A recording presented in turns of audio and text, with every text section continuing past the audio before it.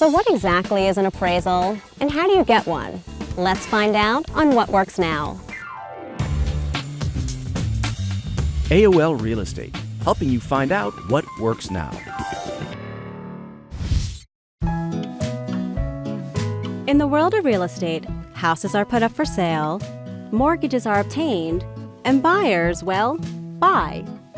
But none of this can take place without knowing one thing: The value of your home. And that's precisely what the appraisal is for. Simply put, an appraisal is an expert's opinion of how much your home is worth.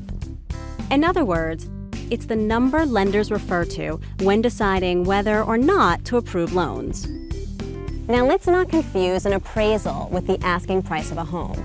While those two numbers may end up being very close, in reality they're actually two very different things. To understand this better, let's take a look at who's involved. There's the seller, the buyer, and the bank or lender. Now, the seller will probably have a real estate agent who will use a CMA, or comparative market analysis, to determine a realistic asking price for the home. An interested buyer comes along and will need to obtain a mortgage from the bank. Now, the bank wants to make sure that the loan it gives out matches the actual value of the property in question. They need a qualified, objective, third party to come in and assess the value of the home. Enter the real estate appraiser. Hi, I'm Paul Asolda. I'm a real estate appraiser, and I've been working in this area for about 22 years. Well, that's a good thing, because this is a situation where experience definitely comes in handy. You see, arriving at that final appraisal figure is no easy task. There are many factors that need to be carefully weighed, including the state of the real estate market in your local area.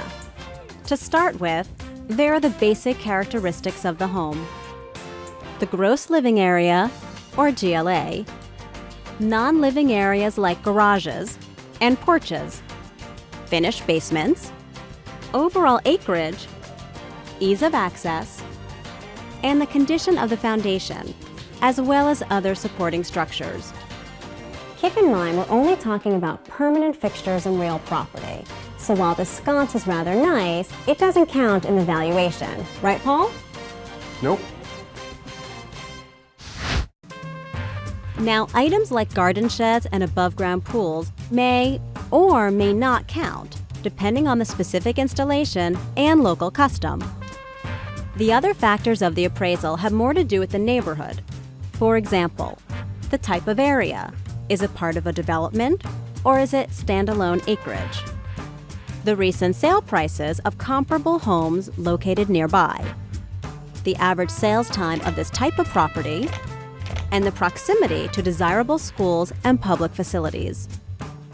It's a lot to consider, so you can see how having experience valuing the property within a given neighborhood is critical to arriving at an accurate appraisal. So how long does all this take? Well, depending on the size of the property, the actual visit should take anywhere from 15 minutes to an hour or so. And don't ask the appraiser for the magic number as he's leaving. He won't have it at that point anyway. Almost done? Yep, just about. Nope, it's back to the office to compile all the data, then a report is sent over to the lender. And who gets the bill when all of this is done? Usually, the lender arranges for the appraisal, but the buyer is responsible for paying the bill. For an average home, that's usually around $300 to $500. That fee is collected regardless of whether the buyer closes or not. So there you have it. An appraisal is a key component of any real estate transaction. And while it takes a little bit of work, it's important that you get it right. Hey Paul, does pond count? Yes. Thought so. For more great videos, log on to realestate.aol.com.